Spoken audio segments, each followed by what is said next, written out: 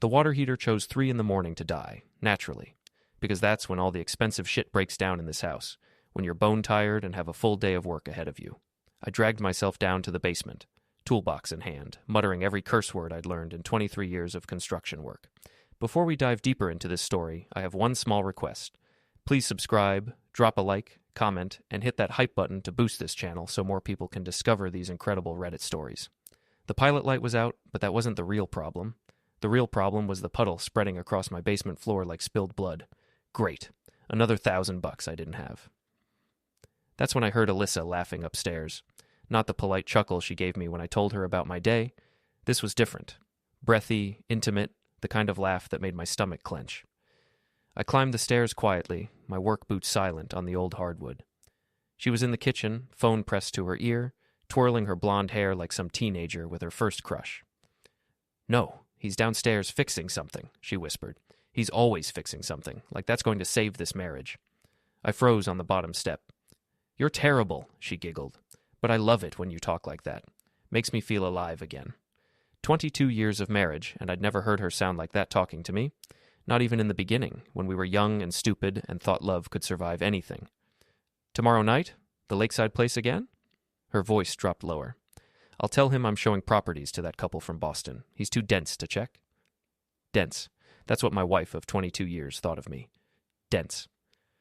I backed down the stairs, my heart hammering against my ribs.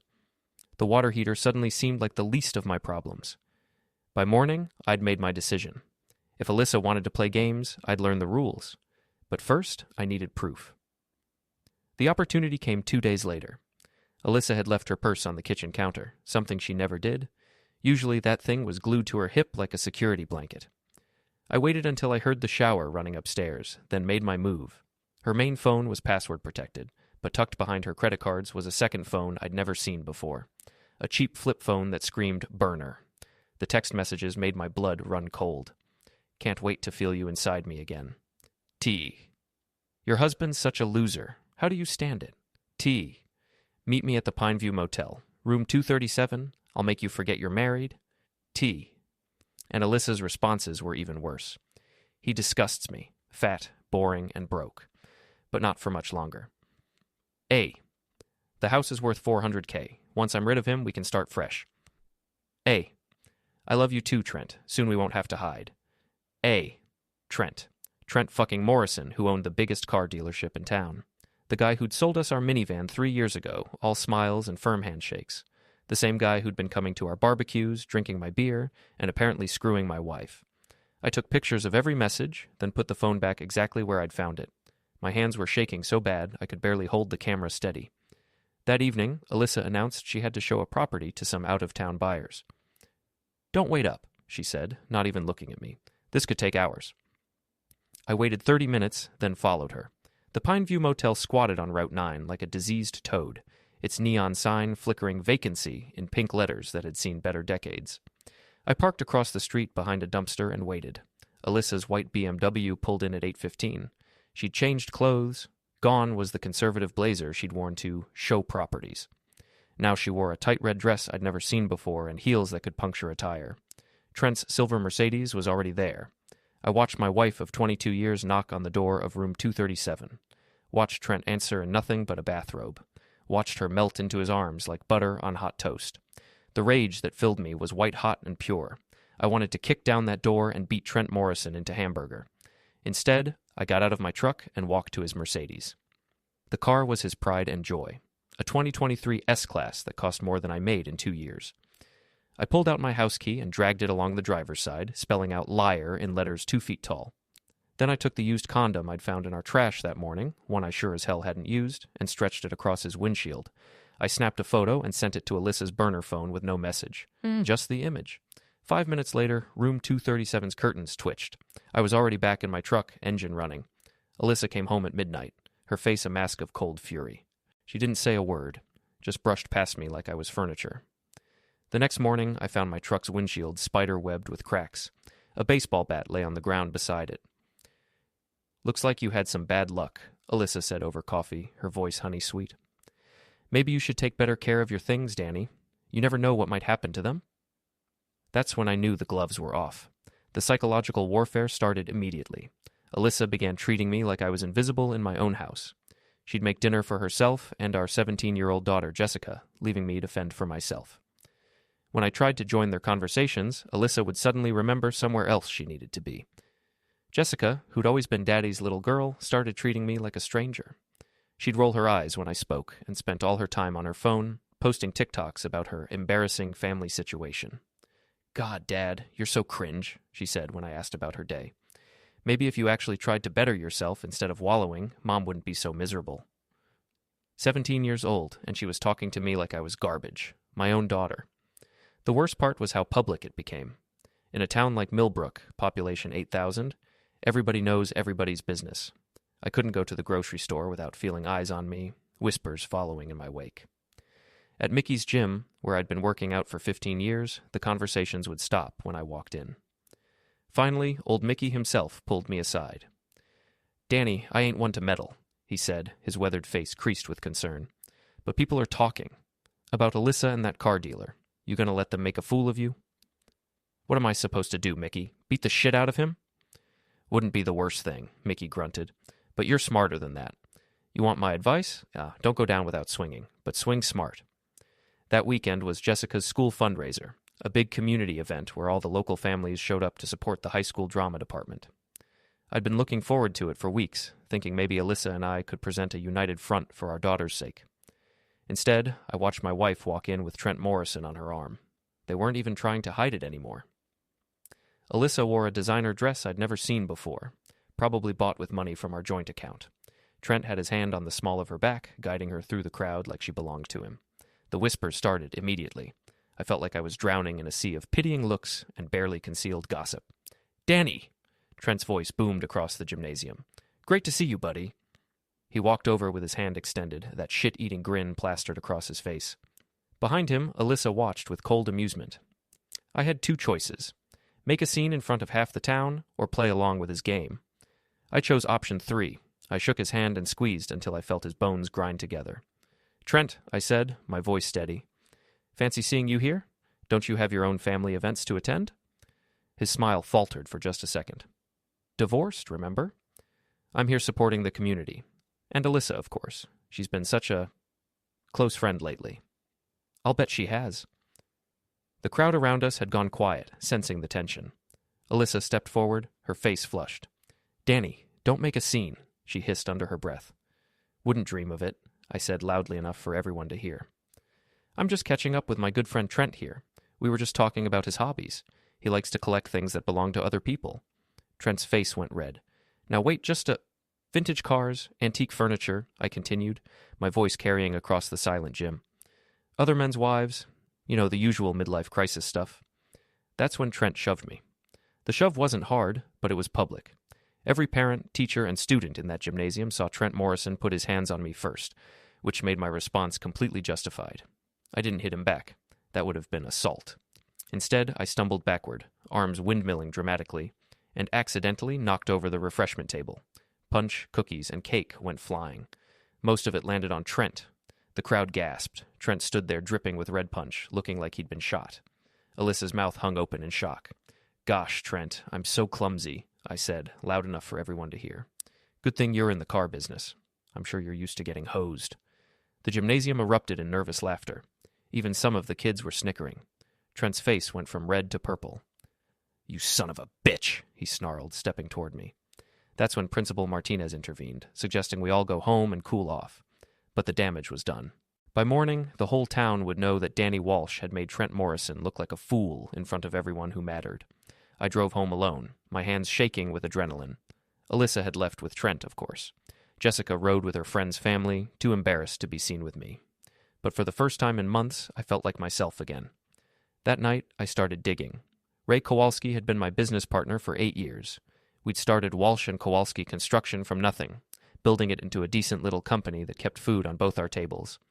Ray was also the sneakiest bastard I'd ever met, with a talent for finding dirt on people that bordered on supernatural. "I was wondering when you'd come to me," he said when I showed up at his house with a 6-pack of beer and a desperate look. "This whole thing with your wife and Morrison has been painful to watch." "What do you know?" Ray cracked open a beer and grinned. "More than you think. Morrison's dealership isn't as solid as he pretends. He's leveraged up to his eyeballs, and he's been cooking the books to hide it. One bad month, and he's bankrupt. Ugh, how do you know this? Because my cousin Eddie works in his service department. Eddie's got a gambling problem, and Morrison's been lending him money at 20% interest. Eddie's been feeding me information to help pay it back. This was getting better by the minute. What about Alyssa? Ray's expression darkened. That's where it gets interesting. Your wife's been inflating her sales numbers to impress her boss. She's been listing properties as sold when they're really just under contract, padding her commission reports. If anyone bothered to audit her files, she'd be fired and probably sued. My head was spinning. How long have you known this? Couple months. I was trying to figure out how to tell you without destroying your marriage. Guess that ship has sailed. There's more, isn't there? Ray nodded grimly. Your daughter's been feeding information to Elena Vasquez, you know, Alyssa's best friend? Elena's been posting about your family drama on social media, getting thousands of views. She's turned your marriage into entertainment. Elena, I should have known. That woman collected gossip like other people collected stamps. I need your help, Ray. Whatever you need, partner. The plan we hatched that night was beautiful in its simplicity.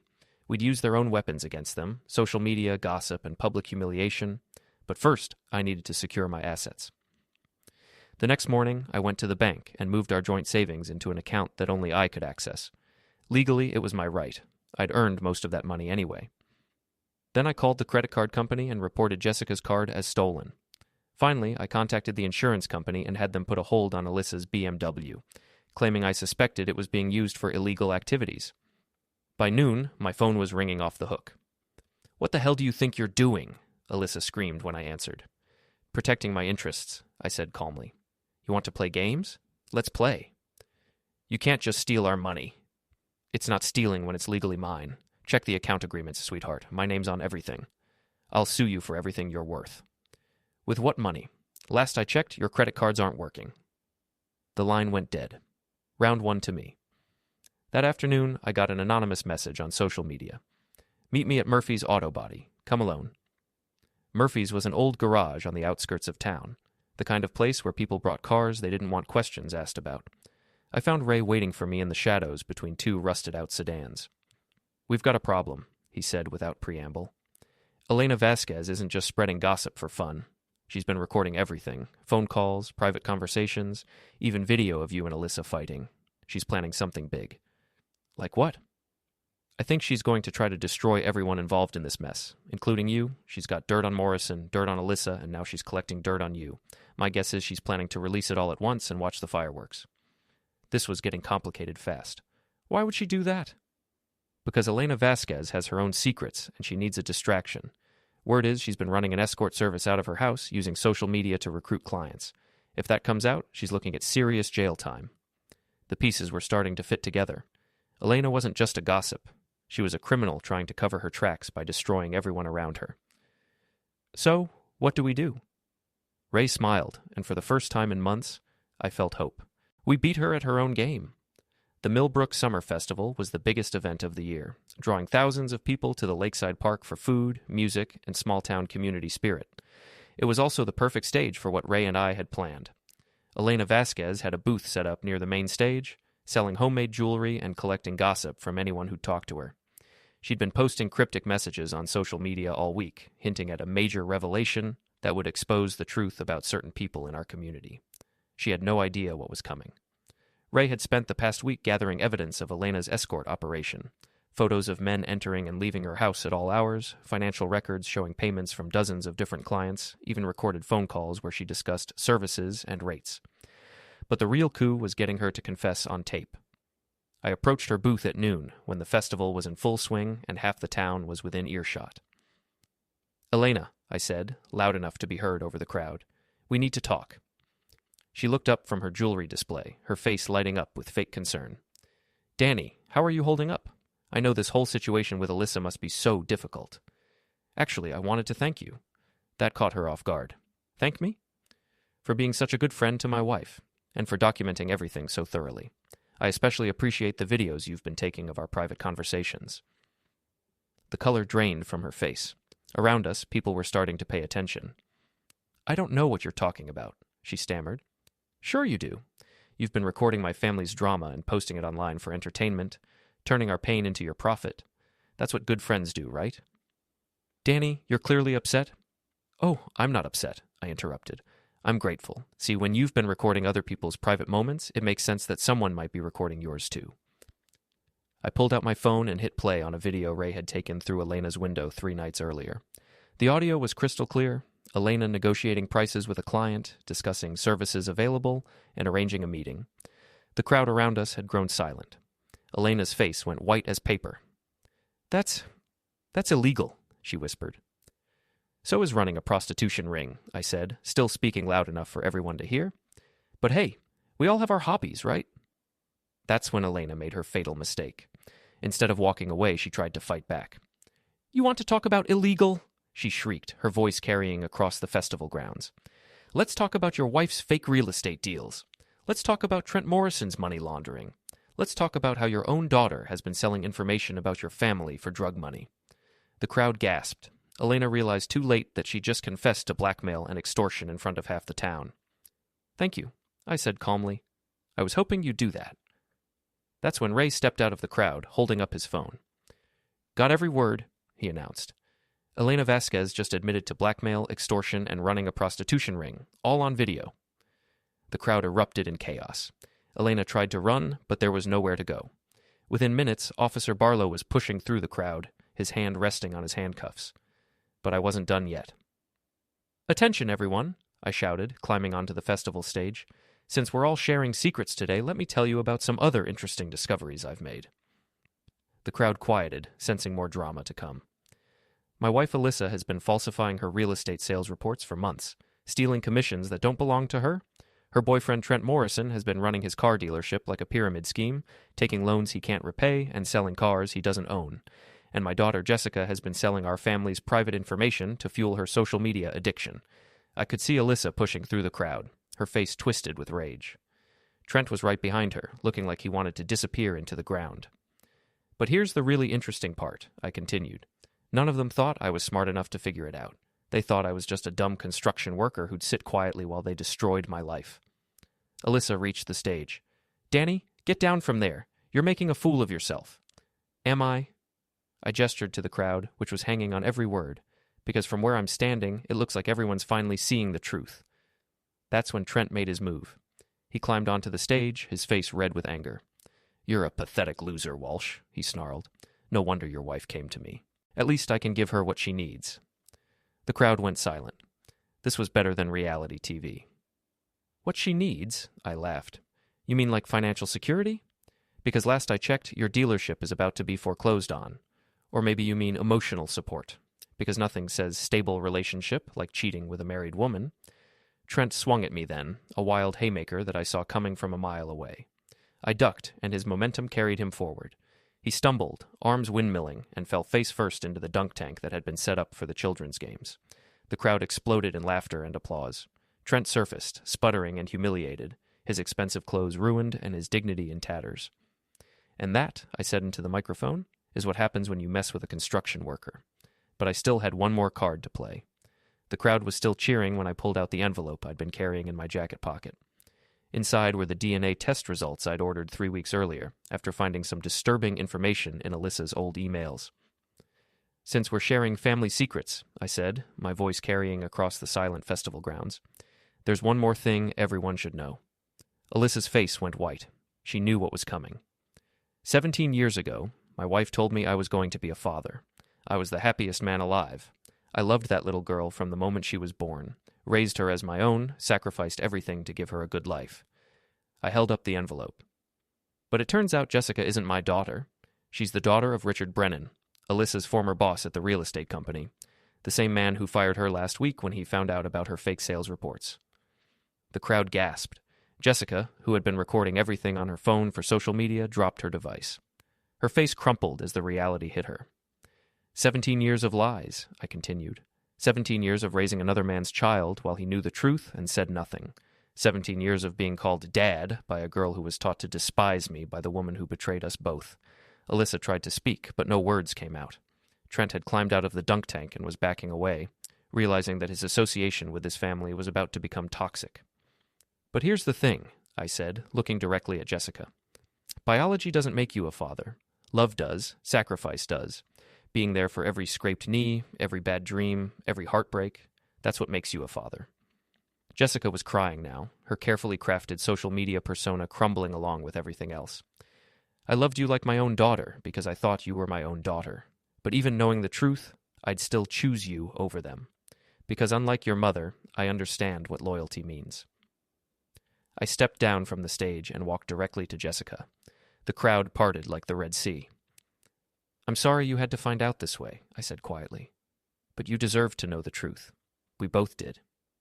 Jessica looked up at me with tears streaming down her face. Daddy, I'm so sorry. I didn't know. I thought you didn't love us anymore. I never stopped loving you, Jess.